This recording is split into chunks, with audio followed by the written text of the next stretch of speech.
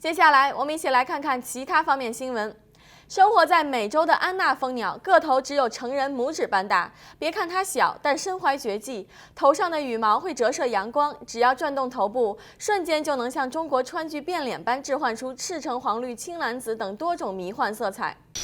鸟类辨识的机理很复杂，虽然与环境、食物、气候等条件有关，但决定的因素是鸟的自身色素的变化。鸟的皮下有许多色素细胞。其中有黑、黄、红、白几种色素细胞，色素细胞颗粒直径为1231411微米，受中枢神经支配。当眼睛感受到外界光线失调的变化时，它的视神经通过中枢神经把变化信息传输到色素细胞，细胞内的颗粒就相应地发生凝聚或者离散，通过这种聚散作用来调节不同色素的分泌，从而使鸟的体色发生各种变化。据悉，安娜蜂鸟因为体型小、代谢快，心跳每1分钟最快可以超过1000次。因为代谢快，安娜蜂鸟一天要吃上相对于自己体重2倍的食物，到晚上无法觅食时，就会进入像是冬眠蛰伏状态，以免能量闪失，体重也会下降到9度。